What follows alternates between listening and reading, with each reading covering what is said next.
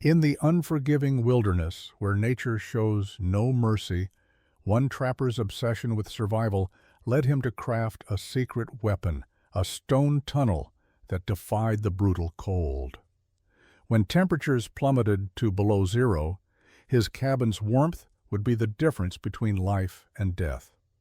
But the design was laughed at by many as stupid, until it saved him from the coldest winter imaginable.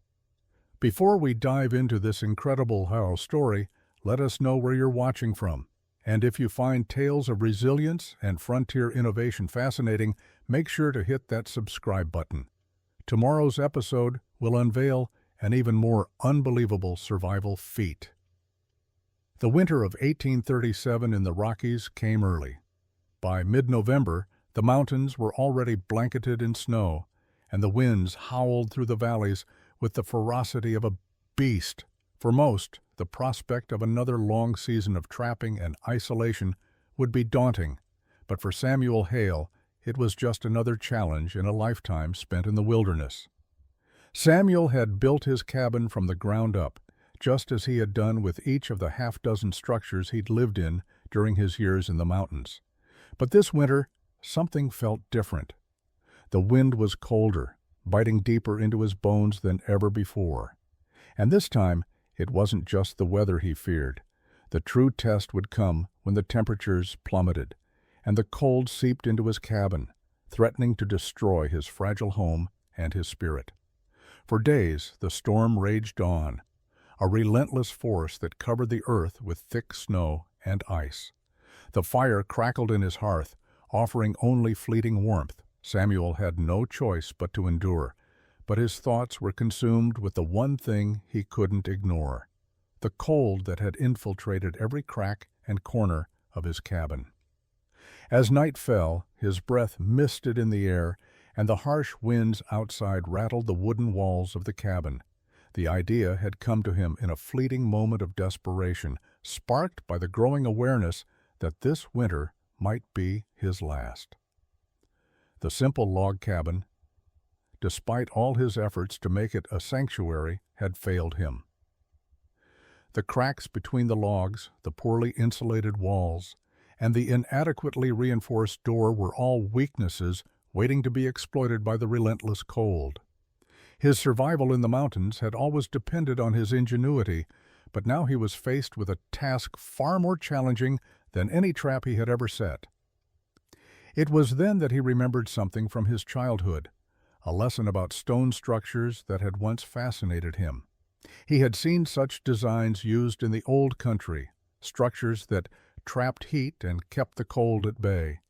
But he had never attempted it himself. Still, in that moment, the idea blossomed into a plan, a tunnel carved from stone that would harness the heat from his fire and direct it into the cabin's interior. His cabin needed a way to survive the winter that wasn't just dependent on firewood and luck, it needed something more. With little more than a handful of tools, Samuel began his work. It started as a ridiculous notion, a foolhardy task that seemed destined to fail. The others would call it stupid, he was sure. But in the dead of winter, when the air outside was biting, there was no room for hesitation. There was only the task at hand: build a stone tunnel that would preserve the warmth he so desperately needed. The first stone was the hardest to lay. Samuel had no formal training in stonework, just a deep, unshakable resolve. It was this same determination that had carried him through years of living off the land, through countless winters where the difference between life and death was a mere stroke of luck. But luck, he knew, wasn't something you could count on when it came to surviving the wilderness. Not when your shelter itself was weak. The work was grueling. For days he chipped away at the snow-covered ground, carefully selecting each stone and shaping it to fit just right. He dug the tunnel slowly, methodically, using only the simplest of tools: a pickaxe, a small shovel, and his own raw strength. Each stone he placed felt like an act of defiance against the freezing temperatures that relentlessly threatened to destroy everything he had worked for. The first layer of stone felt like the foundation of hope. As the days turned into weeks, The tunnel began to take shape. Samuel could already feel the small shifts in temperature inside the cabin as he made progress. The heat from his fire, once confined to the small hearth, was slowly beginning to permeate the space through the stone tunnel. The cold no longer seemed to creep in with such ease. It was as if the walls of the cabin were no longer vulnerable. But the tunnel was far from complete. The stone arch took shape slowly, one piece at a time, and the work was exhausting. Each day he spent hours in the freezing cold, battling both the snow and his growing fatigue. His hands were blistered and raw from handling the stones, and his back ached from bending and lifting heavy slabs of rock. There were days when he wondered if he would be able to finish it before the winter storm's full fury descended upon him. Despite the physical toll, Samuel pushed forward. He could see the future in his mind, a future where his fire would burn warm and steady, where the cold would not dictate his fate. He couldn't help but feel a sense of pride with every stone he placed. Each one represented a small victory, a step closer to survival. The mocking whispers of the others, who thought his project was stupid, faded away. This wasn't about proving them wrong, it was about survival. The wilderness had a way of humbling men, but it also had a way of rewarding those who refused to give in to the elements. With each stone laid, Samuel began to feel more confident. He was no longer simply building a shelter, he was crafting a lifeline. The cold no longer held the same power over him. He had a new tool, one that not only offered warmth, but was a symbol of his determination, his refusal to be beaten by nature's cruelest tests. It was the first night after he completed the stone tunnel that Samuel felt a flicker of something more than just relief. It was hope. The winter winds outside continued their relentless assault on the cabin, but for the first time in weeks, the inside of the cabin was warm. The heat from his fire no longer seemed to dissipate so quickly, vanishing into the freezing night air. Instead, it was held close, kept within the walls, by the stone tunnel he had so painstakingly built. As the fire crackled in the hearth, Samuel watched in awe as the warmth slowly spread throughout the room. The heat that had once been concentrated in the small area near the fire now traveled with ease into the corners of the cabin, filling the space and pushing the cold back to the edges. His breath, which had always been visible in the frigid air, now remained unseen as he sat near the fire, a thick, contented silence settling in around him. The stone tunnel, with its simple yet brilliant design, had worked. It was no longer just a crazy idea, dismissed by others as impossible. It was a testament to his own ingenuity, a reminder that even in the harshest of conditions, there were ways to survive, even if they seemed improbable. As he sat back, wrapped in the warmth of the fire, Samuel allowed himself a rare moment of satisfaction. But as the night stretched on, the weight of his solitude began to return. The stillness of the wilderness outside was oppressive, and the isolation that came with living in such a remote place seemed to press down on him. He had always been alone out here, but tonight felt different. The warmth of the cabin, while comforting, could not fully erase the emptiness he felt. The loss of his partner John was still a wound that had not healed. It gnawed at him, a constant reminder that the mountain life was cruel, that death could strike without warning.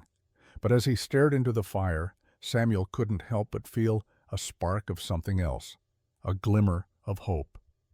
The warmth was a sign that he had outsmarted the wilderness, that his own hands had crafted a solution to a problem that had killed so many before him. He was still here, still alive, and the cabin that had once felt so fragile now felt like a fortress, a safe haven from the forces outside. Outside, the wind continued to howl, but inside, Samuel felt a quiet pride in his work. The cold no longer had control over him. He had faced the wilderness, the cold, and the isolation, and had come out victorious, at least for tonight. The fire crackled, and the warmth in the cabin was the only thing that mattered in that moment. For the next several days, Samuel lived in a strange state of contentment. The cabin, once a source of anxiety, now felt like a sanctuary. The warmth that radiated through the stone tunnel was a constant, a reassurance that the wilderness no longer had the power to claim him. But Samuel knew better than to grow complacent. The wilderness could change at any moment, and the cold was never far behind. As the temperatures continued to drop, the snow outside deepened, and the storms grew more severe. Samuel began to wonder how long his stone tunnel would truly stand up to the unrelenting elements. Could it withstand the full force of the winter? Would the heat continue to flow into his cabin, or would the stone eventually crack under the pressure of the freezing temperatures? To test his creation, Samuel decided to venture out one evening to check the traps he had set earlier in the week. The cold was biting, sharper than he had expected, but he pushed on, determined to see how his cabin would fare in his absence. He left the door of the cabin slightly ajar, just enough to let the heat escape, and then he trudged through the snow, his breath visible in the air, as he made his way through the wilderness. Hours later, when Samuel returned, he felt a mix of dread and hope. Would the cabin have held up against the cold? Would the stone tunnel have kept the warmth inside? As he approached the cabin, he could already see the faint glow of firelight flickering through the small cracks in the door. The warmth was still there. He stepped inside and was met with the comforting heat he had come to rely on. The fire in the hearth was still burning strong, and the cabin was as warm as it had been when he had left. The stone tunnel had worked once again, and for that he felt a surge of pride. The cold was still out there, still raging against the world, but it no longer had a foothold in his life. Samuel had created something that could withstand it. For a moment, Samuel allowed himself to lean against the wall, his body finally warm, his breath steady. The battle against the wilderness was far from over, but for now he had won. The stone tunnel had passed its first real test, and Samuel knew that it would continue to serve him in the days to come. But even as he felt the warmth surrounding him, he understood that survival on the frontier was never guaranteed. It was always a fight, one that he would never stop preparing for, no matter how secure he felt in his shelter. The cold outside raged on, but inside, Samuel had found something that no storm could take from him. The knowledge that he could survive, no matter what. Weeks passed, and winter in the Rockies continued its brutal assault. Snow piled higher with each passing storm, and the winds howled like wolves through the mountains. But inside Samuel's cabin, the warmth remained. The stone tunnel had withstood every test he had thrown at it so far, and for that, Samuel felt a sense of pride. Yet, as the days wore on, another threat began to creep into his thoughts. The possibility of an unseen enemy. Living alone in the wilderness had a way of sharpening your instincts. Samuel had learned to trust his senses, honed through years of surviving in the mountains. Yet, despite his vigilance, there was one enemy he hadn't considered: the danger of the unseen. The storms that raged outside were constant, but there were more subtle forces at play in the wilds of the Rocky Mountains. The small, unnoticed signs of decay, the slow, creeping danger of time. Samuel had noticed the small cracks beginning to appear in his cabin's walls, the subtle shifts in the stone tunnel structure as the ground beneath it settled. The tunnel had been a marvel of innovation when it was first built, but Samuel knew that no structure was invincible. He had spent his entire life battling the elements, but now the mountain was fighting back in ways that weren't so obvious. The heavy stone that had once been a reliable heat conductor began to feel cold to the touch in places, as if the earth beneath it was shifting in response to the changing weather patterns. The walls of his cabin, built with care and precision, were starting to show signs of wear. The chinking between the logs had begun to crack in places, allowing small drafts to slip through, though nothing compared to the earlier years when the cold had infiltrated the cabin without mercy. Still, Samuel remained determined. He was no stranger to hardship. He had built his life around overcoming obstacles, whether it was the freezing cold of the winters or the dangers of the wild. But now the threat was not something he could easily fix with a tool or a clever idea. It was the inevitable march of time itself, an enemy that could not be fought with brute strength or invention alone. One particularly cold morning, as Samuel was checking the edges of the cabin for weaknesses, he noticed something that struck him with a chill colder than the wind outside. The stone tunnel, the very structure that had saved him so many times, was starting to show signs of deterioration. The once solid construction now felt porous, the small gaps in the stonework allowing a slight draft to seep through. Samuel knelt down to inspect the tunnel more closely. It was still strong, still holding the heat, but something had changed. The material, the very stone he had so carefully selected, seemed to be giving way to the forces of nature in a way he hadn't anticipated. It was subtle, a tiny crack here, a slight shift there. But Samuel knew better than to ignore it. The cold had always found a way in, and it was only a matter of time before it found a weakness. As the days turned into weeks, the realization weighed heavily on Samuel. His stone tunnel, the solution he had crafted out of pure necessity, was beginning to show signs of stress. The materials he had chosen, though well suited for the initial build, were no longer holding up against the unrelenting cold. He had built a system designed to withstand the wilds of the Rockies, but nature was always more unpredictable than any man could anticipate. The shift in the tunnel's integrity was slow but steady. Samuel spent his evenings working by the fire, reflecting on what had gone wrong and what he needed to do next.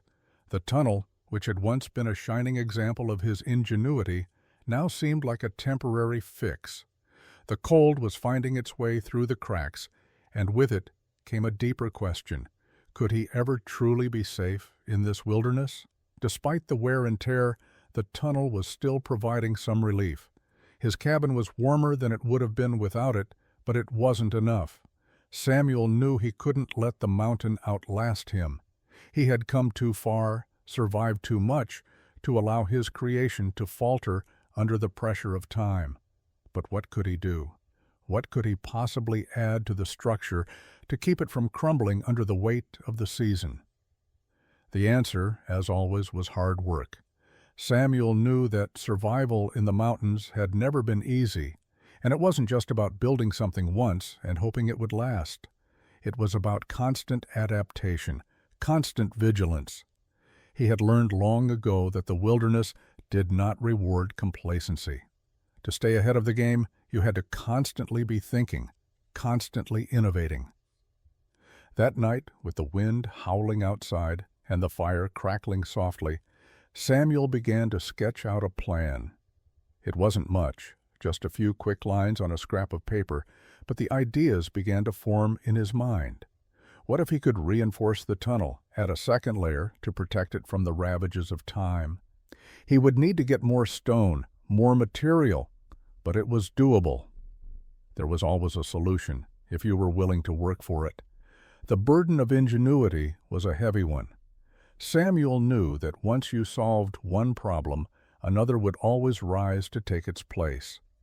But as he sat by the fire that night, looking over the simple sketches he had made, he felt a renewed sense of purpose.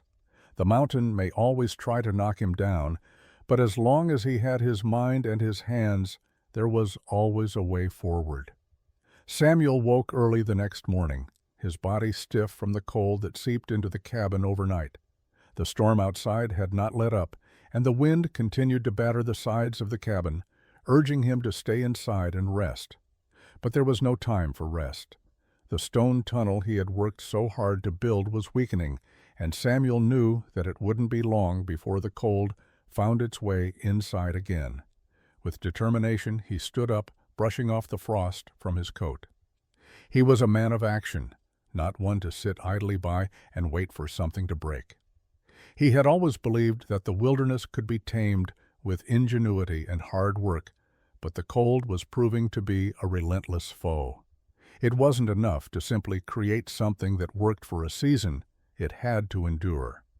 Samuel spent the next several days hauling stones from the nearby hills. His muscles ached with every load, and his breath came in heavy puffs, the chill air burning his lungs.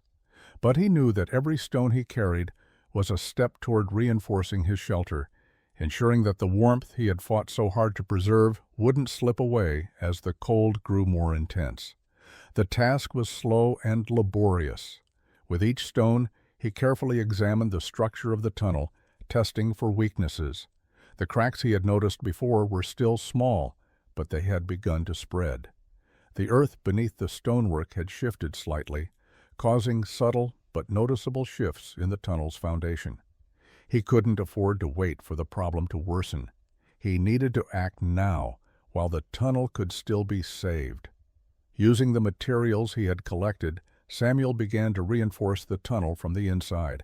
He stacked stones along the sides, using a mortar mixture made from clay and horsehair to hold them in place.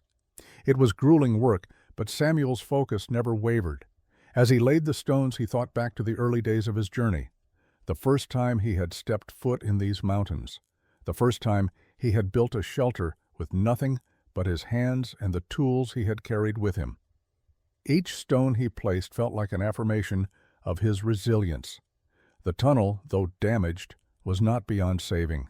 The wilderness might throw its worst at him, but Samuel was determined to keep it at bay. He worked tirelessly, adjusting the stonework, reinforcing the weak spots, and filling the gaps with his mixture of clay and resin. As the days passed, the tunnel began to take on a sturdier form.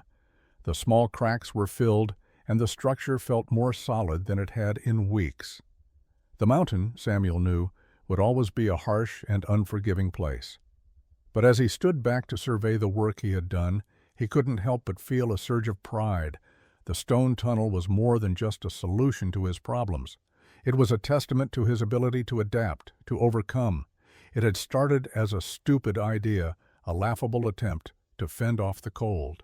But now it was an integral part of his survival, and it had proven its worth. Despite the warmth that now filled the cabin, Samuel could not escape the gnawing feeling of isolation that clung to him like a second skin. The stone tunnel had brought him comfort, but it could not fill the emptiness that came from living alone in the wilderness. As the days stretched on, the harsh winter slowly wore away at his resolve. The cold was not the only enemy he faced. The solitude was just as suffocating, a quiet presence that lingered even in the warmth of his cabin. Each day Samuel woke to the same quiet, his only companions, the crackling fire, and the sound of the wind howling outside. The storm had become a constant, a reminder that he was alone in this vast, frozen expanse. His only connection to the outside world was the occasional trapper who passed through the area, but those visits were infrequent, and they never lasted long. Samuel was no stranger to loneliness. After all, he had come to the mountains to escape the world. But now, as the weeks turned into months, the silence felt oppressive. He spent his days in a rhythm of survival, checking his traps, maintaining the cabin, reinforcing the tunnel, always working, always moving. But even the work began to feel hollow.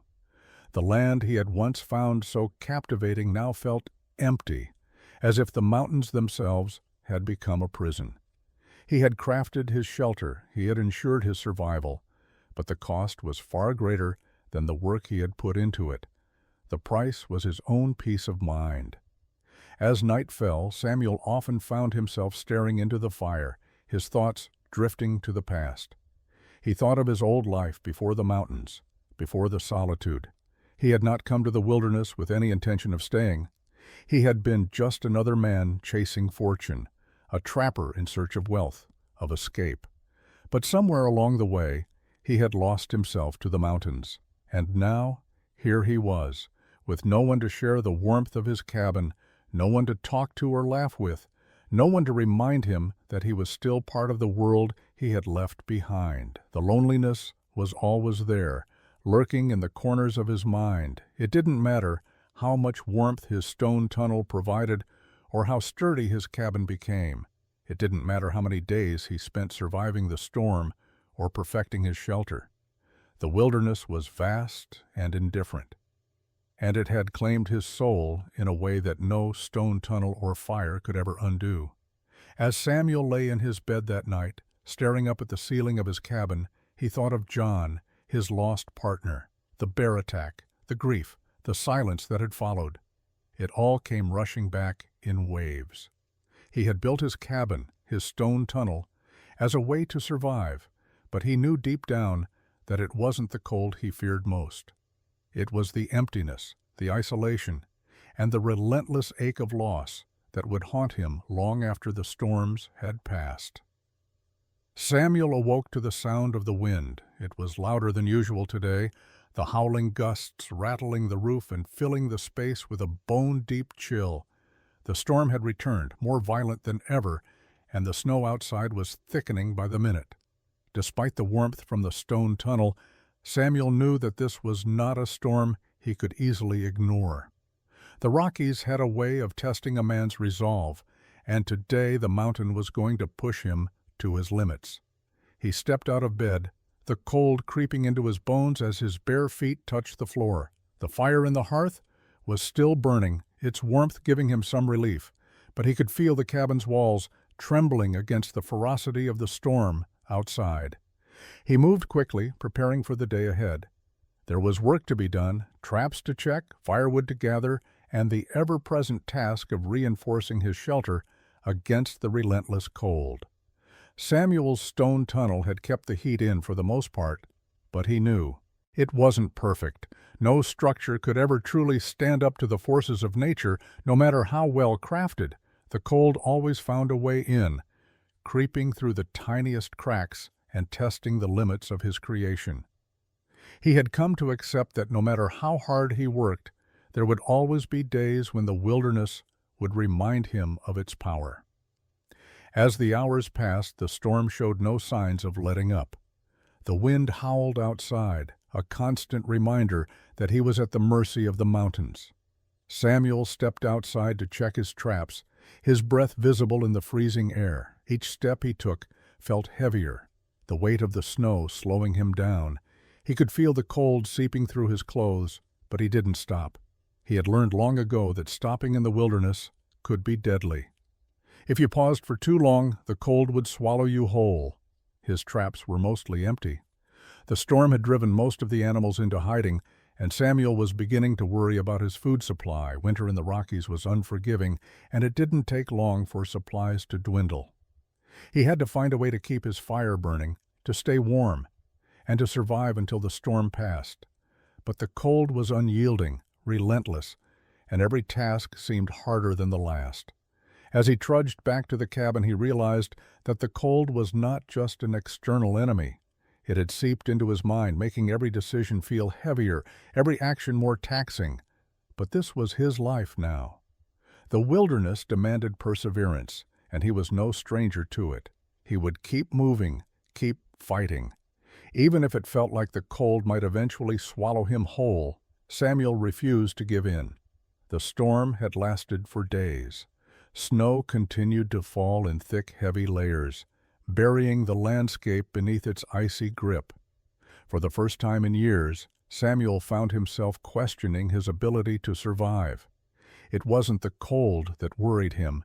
It was the fatigue. The exhaustion that had been building for weeks finally began to take its toll. His muscles ached, his bones felt brittle, and the constant demands of survival weighed heavily on his shoulders. The stone tunnel had kept the cabin warmer than he could have hoped, and yet, no matter how much effort he put into maintaining the fire, it never seemed to be enough. He found himself constantly adding more wood, fanning the flames, trying to stave off the creeping chill that clung to the edges of his home. Even the stone tunnel, which had once been a symbol of his ingenuity, now felt like a silent reminder of how hard the mountain was pushing him. One evening, as he sat in front of the fire, his hands trembling from the cold, he found himself staring at the flames, lost in thought. It was then that the weight of the last several months hit him all at once. The isolation, the constant struggle against the elements, the endless work, it had all come crashing down around him. For the first time, Samuel felt a deep, gnawing sense of doubt. Could he keep going? Was this the life he had signed up for? The fire crackled, and Samuel's gaze shifted to the window, where the storm outside seemed to rage with even more intensity. He could hear the wind screaming through the trees, the snow piling up outside in thick drifts. The world was closing in on him, and for a fleeting moment he wondered if it was all worth it. The loneliness, the constant battle against the cold. What had it all amounted to? In that moment Samuel felt a deep vulnerability, one he hadn't allowed himself to experience since the day he had come to the mountains. The wilderness had taken so much from him already, and it felt like it was only a matter of time before it took everything. He wasn't sure how much longer he could keep going, but as quickly as the doubt had crept in, Samuel pushed it aside. This was the wilderness. It was harsh, unforgiving, and relentless.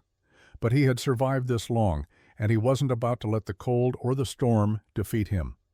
He had built this cabin, this stone tunnel, with his own hands. He had survived loss, hunger, and isolation. He wasn't going to let the wilderness win now. Samuel stood up, shaking off the fatigue that clung to him like a heavy cloak. The storm outside was fierce, but inside he had warmth, he had shelter, and, most importantly, he had the strength to keep fighting. The doubt had come, but it was fleeting. Samuel was a survivor, and the mountain had no hold over him, not yet, not as long as he had the fire in his soul to keep going. The storm had finally begun to relent, its fury easing as the winds turned into a soft breeze. The snow, which had once piled in thick layers around the cabin, now lay in a blanket of white across the landscape, shimmering in the pale light of a gray morning. Samuel stood at the cabin door, looking out at the mountain range. It was beautiful, yes, but there was something else, something that gnawed at him.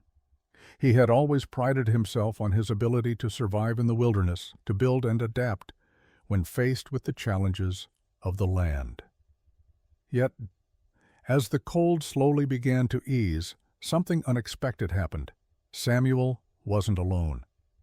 The visitors were always a possibility.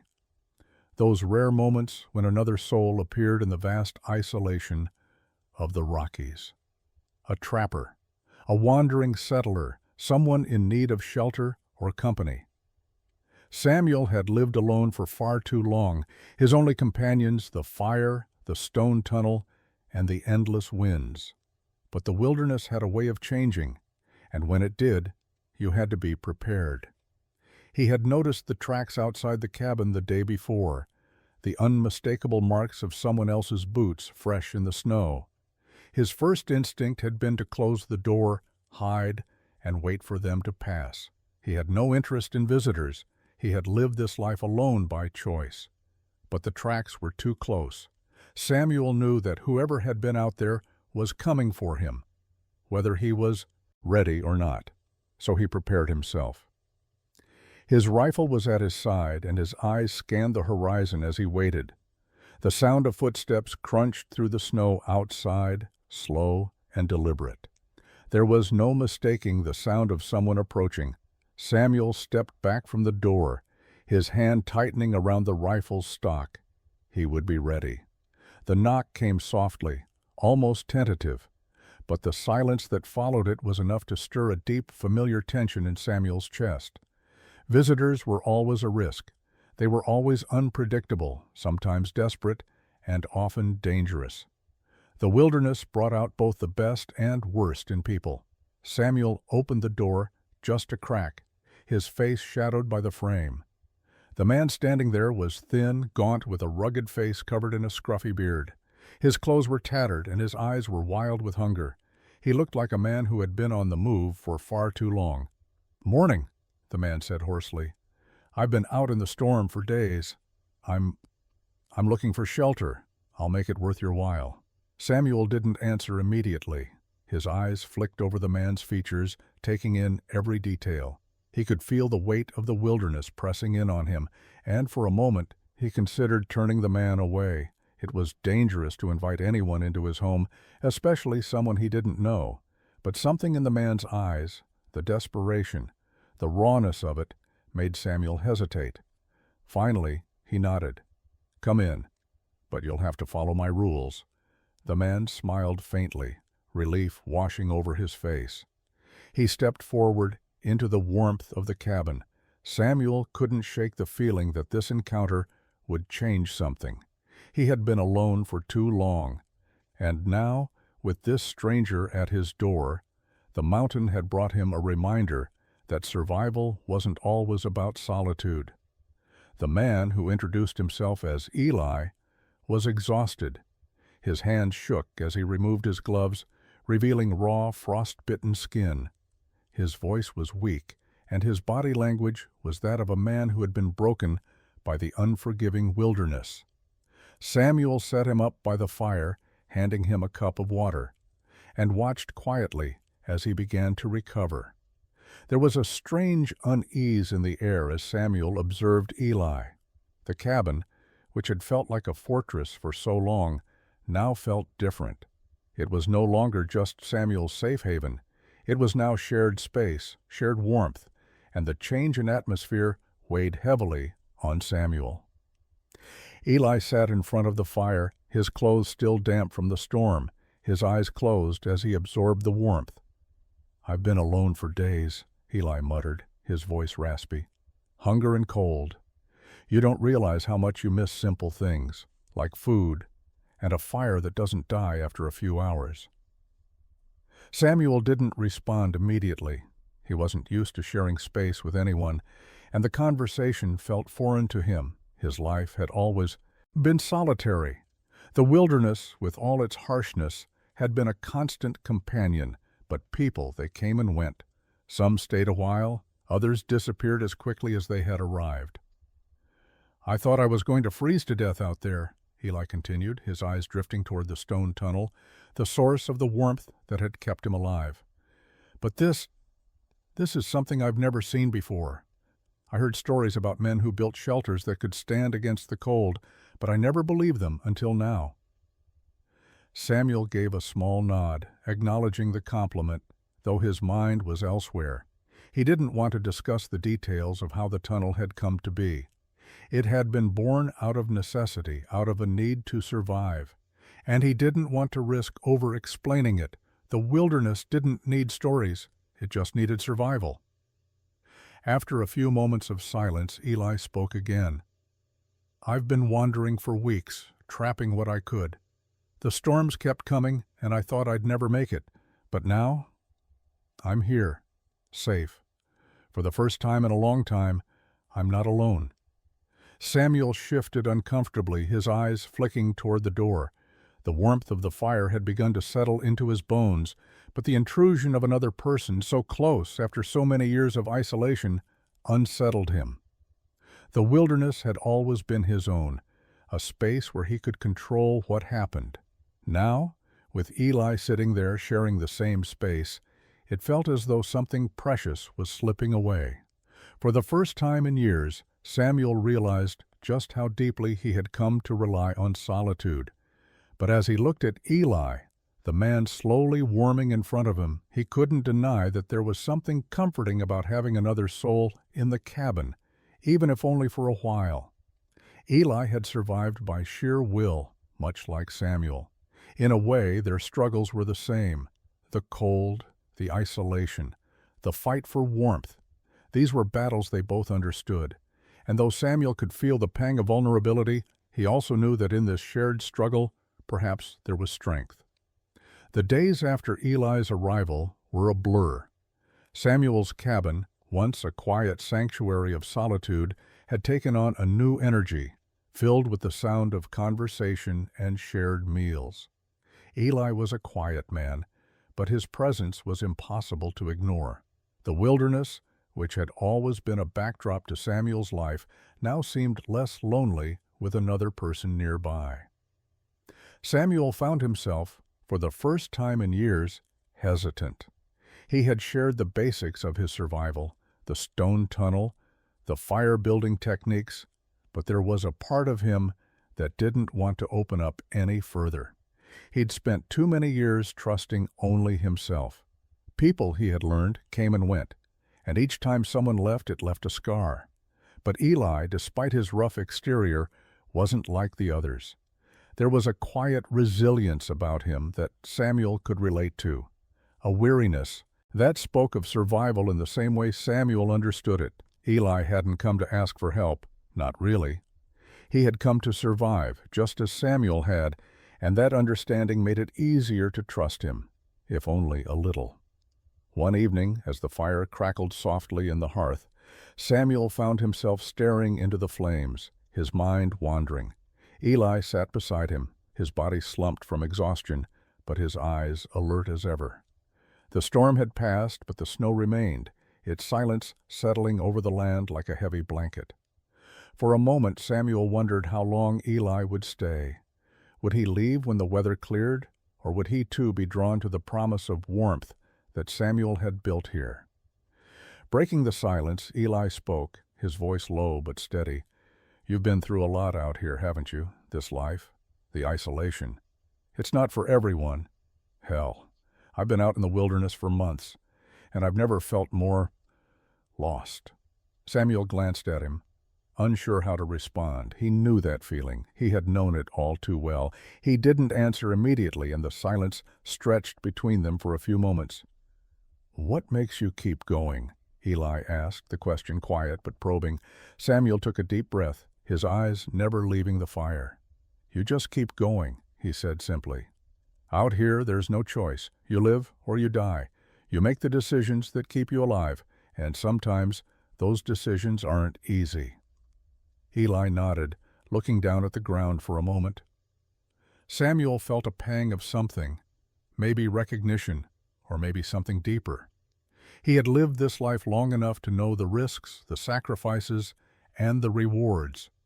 But trusting someone else, even in small ways, was something he had yet to come to terms with. "I can't stay forever," Eli said, breaking the silence. His words were weighted with something Samuel couldn't quite place. "I know that. But for now, this place, this cabin, it feels like a lifeline." Samuel's heart tightened at the words, a small but sharp ache that lingered in the pit of his stomach. He had built this cabin as a refuge for himself, a place where he could control everything. But now, with Eli here, he realized that the very refuge he had built for isolation had become a place of shared struggle and shared trust. Trust. It was a heavy thing to give. But as Samuel looked at Eli, he couldn't deny that for the first time in years, the weight of his own solitude seemed just a little less oppressive. The days grew longer, but the storm that had once raged had only left the wilderness quieter. The land was still buried in snow, and the chill in the air hadn't quite dissipated. Samuel had grown used to Eli's presence, the small acts of cooperation that punctuated each day. But a subtle change began to gnaw at him, the realization that Eli's stay couldn't last forever. Eventually, he would have to leave. The wilderness didn't offer second chances. Survival meant constantly adapting, and for Samuel, that meant accepting the solitude he had come to rely on. One afternoon, after a long day spent checking the traps, Eli returned to the cabin with a grim look on his face. Samuel had seen that look before. It was the face of a man who had run out of options. As Eli entered the cabin, his shoulders slumped, and his breath was quick and shallow from the cold. "There's a problem," Eli said, his voice tight. "The animals are scarce, and I'm running low on food. I don't know how much longer I can survive out there." Samuel stood motionless for a moment, his gaze hardening. This wasn't the first time the cold had taken its toll. Every winter the land tested the strength of those who dared to survive on it. But this year had been different. He had never expected to share this struggle with anyone, especially not someone who would leave when the season changed. Eli's words hung in the air like a heavy weight. "I don't know what to do," Eli continued, a frustration in his voice that Samuel understood all too well. Samuel's heart clenched. He had fought against the cold for years, relying on his own ingenuity and his survival instincts. But now, seeing the desperation in Eli's eyes, he felt an unfamiliar stir of concern. He hadn't allowed himself to care about anyone in a long time, but Eli was different. He had fought just as hard as Samuel to survive out here. "Listen," Samuel finally said, his voice firm. "I can help you. But this place, this cabin, it's not enough for both of us, not for long. We're both running low. You have to decide what you're going to do next." Eli stood still for a moment, his face shadowed with uncertainty. But there was a quiet resolve in his eyes. "I know. I'm not sure I can make it on my own." Samuel took a long breath, trying to steady his thoughts. He had always been self-reliant, had always relied on himself to survive. The prospect of sharing his struggle with someone else had opened up a vulnerability he hadn't anticipated. But now, with the weight of Eli's words hanging in the air, Samuel realized that he had to make a choice. Would he let Eli stay, or would he send him out into the wilderness to face the same cold he had once embraced? The answer seemed clear, though it was harder than anything Samuel had done before. He stepped toward the fire, his hand on the back of a chair. "You'll stay, for now. But we need to work together if we're going to survive this." Eli nodded, a silent understanding passing between them. Samuel had made his choice. The wilderness was harsh, and survival wasn't just about outlasting the cold. It was about finding strength in the connections you made, no matter how fleeting they might be. The days that followed were filled with a new rhythm. Samuel had never been one to share responsibility. The wilderness had always demanded a solitary effort, but with Eli in the cabin, they had found an unspoken balance. Each morning they checked traps together, splitting the work that had once been Samuel's alone. Eli, though weary, proved himself capable, and the two men quickly found themselves working as a team. There was something about shared effort in the face of adversity that Samuel hadn't expected to be so comforting. As the days passed, the routine settled in. Eli, with his quiet determination, had an uncanny ability to find food in places Samuel hadn't considered. He knew the signs of the land, the subtle clues left by animals, the slight shifts in the air that suggested a change in weather. It was a skill Samuel had never fully appreciated until now. Together, they were making it work. But as much as Samuel had come to rely on Eli's expertise, a small part of him still resisted the closeness. There was something about relying on another person that felt foreign. Samuel had spent years perfecting his solitude, knowing exactly what he needed and how to survive without asking for help. But here, with Eli's quiet presence, things were different. The mountain was no longer just a place to survive. It was a place to share. One evening, as the two of them sat by the fire, Samuel glanced over at Eli, who had become more relaxed in the warmth. His once tense demeanor had softened, and there was a sense of camaraderie between them. Samuel felt a pang of something.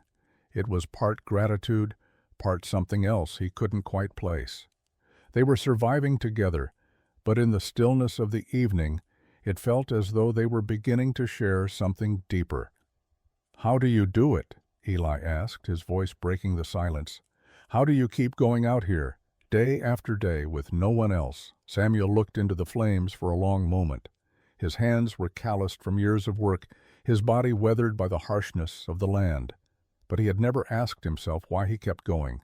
It had always been about survival. "You don't really think about it," Samuel said slowly, choosing his words carefully. "You just keep moving, one day at a time." Eli nodded, but there was something more in his eyes. "But don't you get tired of it? The loneliness, the cold? Doesn't it wear on you?" Samuel hesitated. The question had struck a chord with him, a note of truth he had spent years avoiding. He had never given much thought to loneliness, not the way Eli was asking. To him, it was simply part of the package deal of survival. The wilderness was harsh, but it also gave him everything he needed. But now, as he looked at Eli, he realized that there was something he had been missing all these years. "I've learned to live with it," Samuel said finally, his voice quiet. "But I can't deny it. Sometimes it does get to me." Eli sat back, letting the silence stretch between them. For the first time in a long while, Samuel felt something stir deep inside him. Perhaps it was the closeness of the moment, or the quiet honesty in Eli's question, but for the first time, Samuel allowed himself to acknowledge the truth. Survival was easier when you didn't have to face it alone. The weather had begun to shift. The once unrelenting storms had softened, and the deep snow covering the ground slowly began to recede, revealing the bare earth beneath. With each passing day, the world outside the cabin seemed to thaw, and a quiet sense of change settled into the air. Spring was coming, though it was still a few weeks away. For Samuel and Eli, the change in the season marked the end of something. The cabin, which had been a shared space for the past several months, had become a place of both survival and camaraderie. But the mountain had a way of making things clear. Nothing stayed the same forever. Just as the land had its cycles, so did their time together. One morning, as Samuel prepared the fire, Eli stood at the door, his gaze fixed on the rising sun. Samuel could tell that something was different about today. Eli was quieter than usual, his posture tense in a way that hinted at a decision that had been made. "I think it's time for me to leave," Eli said, his voice calm but resolute. Samuel turned to look at him, surprised. They had shared so many long months together, weathering the harshest of winters. But now, with the thawing of the land, it seemed that the time had come for Eli to move on. Samuel didn't know whether to feel relief or something else, something he wasn't ready to admit. "You sure?" Samuel asked, his voice rough with the sudden shift in the air. "It's not exactly a safe time to be out there alone." Eli gave him a small smile, though it was tinged with sadness. "I'm not sure I'm ready to leave, but I know it's time. The wilderness has taught me a lot, Samuel. It's shown me more than just survival. It's shown me the strength that comes from being alone, but also the strength that comes from sharing. I've learned things out here that I didn't know I needed to learn." Samuel stood silently, staring at the fire. It was hard to imagine the cabin without Eli's quiet presence. Harder still to think of the wilderness as a solitary place once more. But the truth was, Samuel had always known this moment would come. The mountain was never kind enough to give you more than you needed. It was only a temporary shelter, a brief refuge in the face of the wilderness's relentless call. Eli stepped toward the door, his pack slung over his shoulder. "I'll be okay, Samuel. I've learned a lot from you, and I think I'll find my way now." Samuel nodded, a tightness in his chest. He wanted to say something, to offer a word of advice, or perhaps a simple farewell. But words felt inadequate, like they would fall short of the weight of the moment. Eli opened the door and paused, turning back to Samuel. "Thank you for everything." With that, he stepped out into the morning light, leaving the cabin and the shelter they had shared behind. Samuel stood there for a moment longer, watching the man disappear into the distance. As the door closed, he realized that the wilderness, for all its beauty and harshness, would never be the same again, not after what they had shared. Alone once more, Samuel returned to the fire. He had learned something from Eli, too, something he hadn't fully understood until now. Survival was about more than just enduring. It was about what you took with you, what you gave, and the unspoken bonds that tied you to the land and to the people who walked it with you. The days after Eli left were quiet, too quiet. The storm had passed, and with it the cold began to loosen its grip on the land. The snow, once so thick and relentless, started to melt away under the softening light of early spring. The earth, still hard from months of frost, began to show signs of life again. Yet for Samuel, the thawing landscape only reminded him of the emptiness that had returned. He spent his days checking traps, gathering firewood, and repairing the stone tunnel. The cabin, though still warm and sturdy, felt different. It wasn't just the absence of Eli's presence, it was the solitude. Samuel had always lived alone in the wilderness, but this time felt different.